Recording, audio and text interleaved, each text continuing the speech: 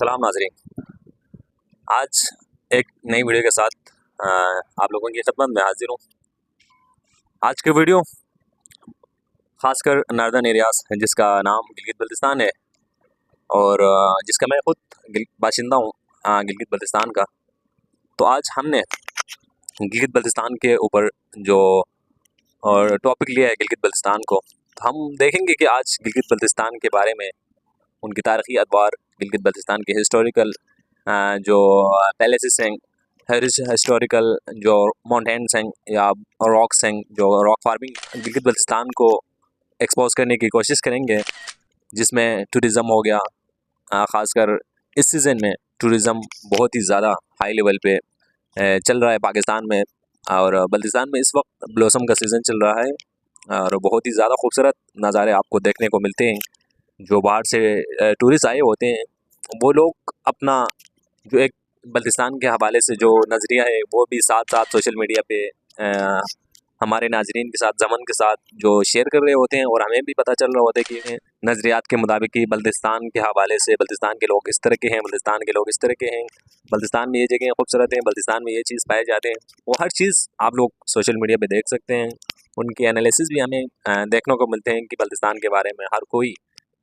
इस तरह के मुख्तलिफ कंटेंट क्रिएट करके सोशल मीडिया के साथ शेयर कर भी गिलगित बल्तिस्तान के ऊपर एक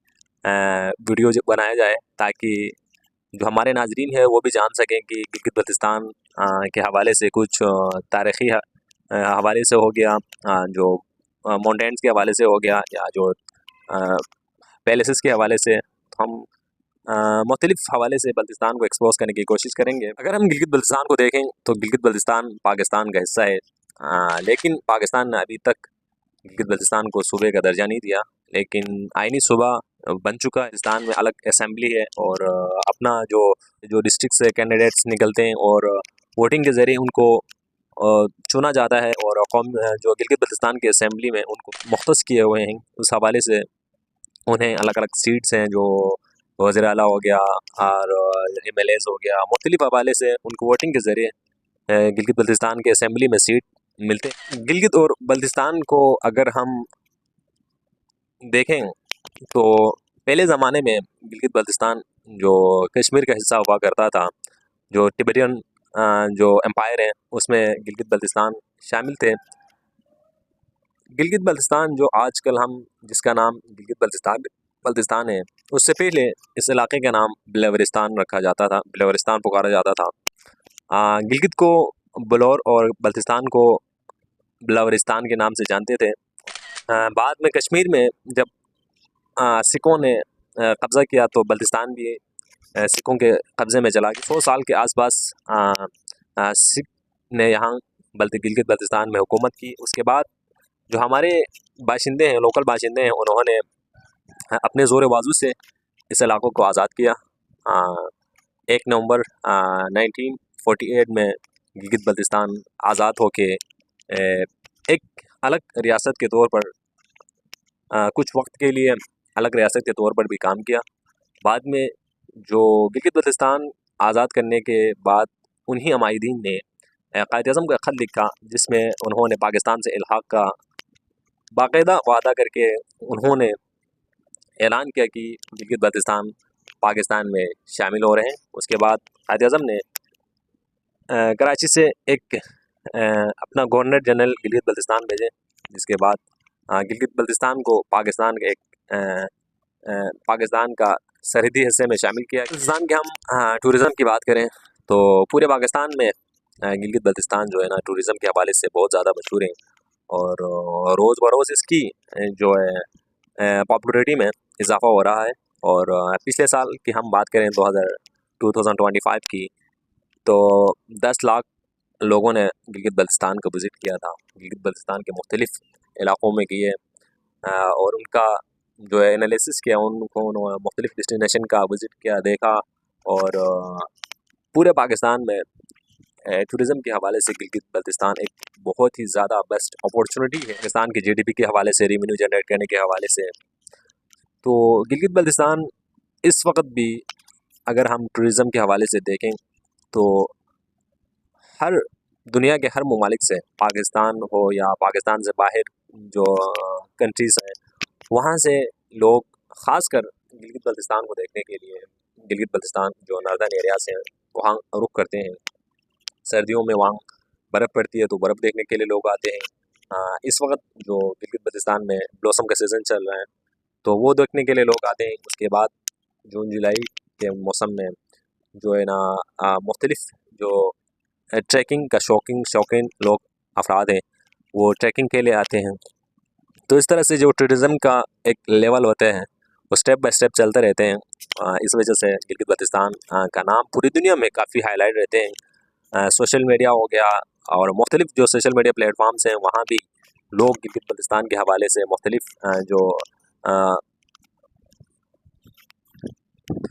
गिलगित बल्तिस्तान के हवाले से अपनी अपनी राइयाँ पेश कर रहे होते हैं।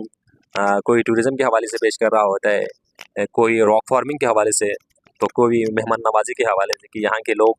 बेहतरीन मेहमान नवाज़ी में मेहमान नवाज़ी में यहाँ के लोग बेहतरीन हैं। किसी किस्म की शिकायत नहीं है, यहाँ किसी किस्म की चोरी या कोई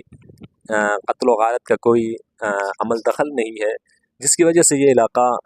पूरे पाकिस्तान में अगर हम देखें तो पूरे पाकिस्तान में जो इलाके हैं उससे गिलगित बल्तिस्तान एजुकेशनल है, मोटिवेट लोग हैं, यहाँ बेहतरीन किस्म के माहौल आपको मुहैया किया जाता है। इसकी वजह से लोग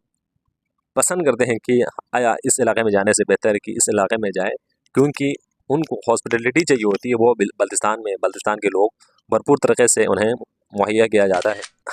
टूरिज़म के हवाले से नहीं, वहाँ के लोग वहाँ के जो इलाके हैं ना वहाँ खाने के हवाले से भी बेहतरीन किस्म के खाने मुहैया किए जाते हैं, जिसमें बल्ती का अलग डिशेस होते हैं, गिलगित का अलग डिशेस होते हैं। बल्ती में आपको जो मर्जन वगैरह होते हैं, प्रपू वगैरह होते हैं वो आपको मुहैया किए जाते हैं। हुंजा वगैरह में जो छपशोर वगैरह बहुत ज़्यादा मशहूर हैं, तो हर कोई भी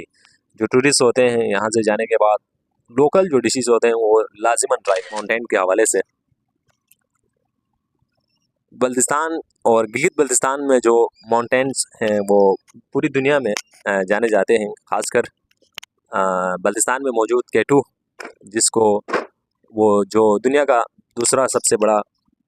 ऊंचे पहाड़ों में शुमार किया जाता है, जिसकी ऊंचाई 8611 मीटर है। माउंट एवरेस्ट के बाद K2 दुनिया का दूसरा बुलंद तरीन जो पहाड़ों में आते हैं वो K2 है। बल्ती में K2 को छोरी और इंग्लिश में the God Austin K2 sir करने के लिए मुख्तलिफ जो कोहपेमा होते हैं वो हर साल हज़ारों की तादाद में K2 की तरफ रुख करते हैं। सर्दियों में इससे सर्व करने के लिए हसन अली सतपारा जैसे नामवर पाकिस्तानी हीरोज़ उन्होंने कुछ तारीख़ी हवाले से अगर हम बात करें तो गिलगित बल्तिस्तान एक बहुत ही ज़्यादा कदीम अपना तारीख़ रखती हैं, जिसमें बल्तिस्तान में ख़ासकर मुख्तलिफ़ इलाक़ों में रॉक फार्मिंग का जो एक आपको सिलसिला मिलता है वो बहुत ही ज़्यादा है। स्कर्दू में एक रॉक मशहूर है जिसका नाम बुद्धा रॉक है। वहाँ आप अगर जाके देखें तो जो पत्थर पर आपको देखने को मिलेंगे कि जिसको देखकर आप सोचने पर मजबूर हो जाएंगे कि वाकई में लोग पुराने ज़माने में लोग किस तरह मेहनत करके किस तरह जो है ना अपनी ज़िंदगी गुजारते थे, वो आपको वहाँ देखने को मिलेंगे। गिलगित बल्तिस्तान में जो बादशाही निज़ाम है उस हवाले से भी आपको बहुत कुछ सीखने को मिलेंगे, जिसमें पैलेसेस होते हैं जो बादशाह अपने लिए महल्लात बनाए होते हैं, उसमें जिसमें खरफोचो स्कर्दों में मौजूद है, खरफोचो के नाम से पहाड़ की चोटी पे बना हुआ है। खपलू पैलेस हुंजा में जो अल्तित और बल्तित फोर्ट है उसके नाम से जानते हैं, जो जिसके बारे में आप इंटरनेट पर सर्च करें आपको देखने को मिलेंगे। रेवेन्यू की बात करें, एक तो टूरिज़म के हवाले से गिलगित बल्तिस्तान रेवेन्यू जनरेट करता है, दूसरा गिलगित बल्तिस्तान में ड्राई फ्रूट के हवाले से बहुत मशहूर है गिलगित बल्तिस्तान, जिसमें आपको मुख्तलिफ़ किस्म के ड्राई फ्रूट्स देखने को मिलते हैं, जिसमें खुबानी हो गया, अखरोट हो गया, और जो इससे पहले की सीज़न में चीरी आपको देखने को मिलते हैं, आपको गिलगित बल्तिस्तान में मिलते हैं। और गिलगित बल्तिस्तान से बाहर पाकिस्तान की तरफ भी एक्सपोर्ट करते हैं, कारोबार से मुंसलिक हैं और काफ़ी रेवेन्यू जनरेट करते हैं। साथ ही साथ गिलगित बल्तिस्तान के लोग टूरिज़म गाइड के हवाले से मुख्तलिफ़ जो इलाक़ों के लोग जो इन इलाक़ों के बारे में जानते हैं, वो लोग टूरिज़म को गाइड करते हैं कि इस इलाक़े में जाने के बाद उस इलाक़े की जो तारीख़ी हवाले से भी बयान करते हैं कि इस इलाक़े में पहले ये मौजूद था, पहले ये था, अब ये हो रहा है। चाहिए कि हम गिलगित बल्तिस्तान के बारे में, जो हम गिलगित बल्तिस्तान के बाशिंदे हैं, उनसे भी गुजारिश करूँगा कि गिलगित बल्तिस्तान के बारे में जानने की कोशिश करें, गिलगित बल्तिस्तान के बारे में तहकीक करें, उनकी तारीख़ी हवाले से या जो मौजूदा हवाले से देखने की कोशिश करें कि गिलगित बल्तिस्तान में लोग पहले ज़माने में किस तरह के थे, आज किस तरह के हैं। पहले ज़माने में लोग किस तरह के घरों में रहते थे, आज किस तरह के जो इलाके हैं किस तरह है, ये चेंज हुआ है, तब्दील हुआ है। तो हम सबको ये देखने की ज़रूरत है। गिलगित बल्तिस्तान में अगर हम स्पोर्ट्स के हवाले से देखें तो पूरे गिलगित बल्तिस्तान में पोलो बहुत ही ज़्यादा मशहूर है और जिसको बादशाहों का खेल भी कहा जाता है। और बल्तिस्तान में लोग बहुत ही ज़्यादा शौक़ से इस पोलो गेम को मुख्तलिफ़ सीज़न में ये गेम खेले जाते हैं, जिसमें मखसूस दिन होते हैं। गिलगित बल्तिस्तान में नौरोज़ वगैरह हो गया या ईद के वगैरह हो गया, छोटी ईद हो, बड़ी ईद हो, मुख्तलिफ़ जो खुशियों के मौके पर स्पोर्ट्स को खेले जाते हैं और पूरे और खेल को लोग इंजॉय करते हैं। साथ ही गिलगित बल्तिस्तान की बॉर्डर की हम बात करें तो गिलगित बल्तिस्तान चाइना हो गया, अफ़गानिस्तान हो गया, भारत हो गया, कश्मीर के साथ बॉर्डर लिंक करती हैं और वहाँ से आप मुख्तलिफ़ जो इन्हीं कंट्रीज़ के रास्ते से वहाँ आप चाइना भी जा सकते हैं, भारत की तरफ भी जा सकते हैं, अफ़गानिस्तान आप पहुँच सकते हैं, कश्मीर की तरफ आप जा सकते हैं, रशिया की तरफ जाने के लिए गिलगित बल्तिस्तान से रास्ते मौजूद हैं। पहले ज़माने जो सड़क बना हुआ है कराक्रम हाईवे के नाम से, वो पिंडी की तरफ से गिलगित बल्तिस्तान की तरफ जाते हैं, लेकिन पहले ज़माने में ये सड़क मौजूद नहीं थी। जो ये सड़क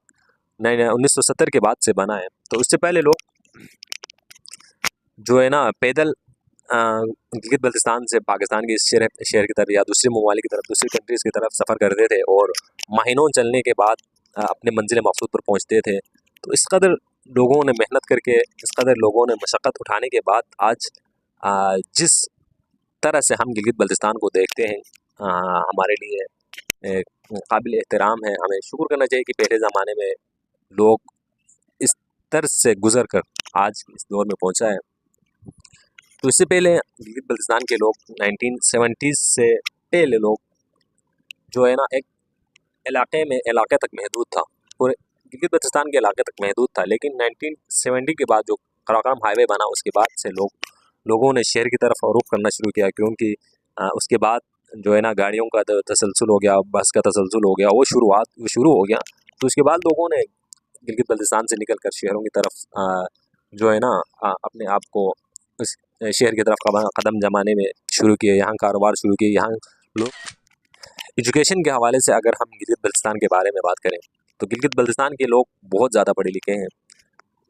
वहाँ हर कोई 10 में से 5 या 6 आपको ग्रेजुएशन करके मिलेंगे, हर कोई PhD का डिग्री लिए आपको मिलेंगे, हर कोई जो है ना आपको किसी न किसी फील्ड में आपको उससे ताल्लुक़ मिलेगा। लेकिन सोचने वाली बात यह है कि हज़ारों की तादाद में लोग ग्रेजुएशन करने के बाद लोग इस सोच में रहते हैं कि काश मुझे नौकरी मिल जाए, नौकरी की तलाश में रहते हैं। हम सबको ये सोचने की ज़रूरत है कि हम सिर्फ नौकरी तक महदूद नहीं रखना चाहिए, क्योंकि अल्लाह ताला ने हमें सलाहियत दी है, तो हम उस सलाहियत को भरपूर तरीके से इस्तेमाल करने की हमें वो सोच आनी चाहिए। क्योंकि सिर्फ गवर्नमेंट जॉब से आप अपने हद तक कुछ कर सकते हैं, दूसरे लोगों के बारे में आप कुछ नहीं कर सकते। जब आप कारोबार करेंगे, जब आप किसी और फील्ड में जाएंगे, जब आप खुद मेहनत करके कमाएंगे, तो आपको एक ज़हनी खुशी भी मिलेगी कि यार हाँ, ये मैंने मेहनत करके कमाई है, मैं किसी के अंडर में काम नहीं कर रहा, मैं खुद मेहनत करके खुद अपने बलबूते पे कर रहा हूँ। तो आपको एक अंदर से एक अलग खुशी महसूस होगी। लेकिन बदकिस्मती से गिलगित बल्तिस्तान में जो ज़्यादातर लोग हैं ना, जो ग्रेजुएशन के बाद या MPhil PhD जो भी डिग्री लेने के बाद सिर्फ इस उम्मीद पे रहते हैं कि काश मैंने गवर्नमेंट जॉब के लिए अप्लाई की हुई है तो गवर्नमेंट जॉब ही मेरे लिए बेस्ट है। नहीं, ऐसा नहीं होना चाहिए। हम उम्मीद करते हैं आपको वीडियो पसंद आई होगी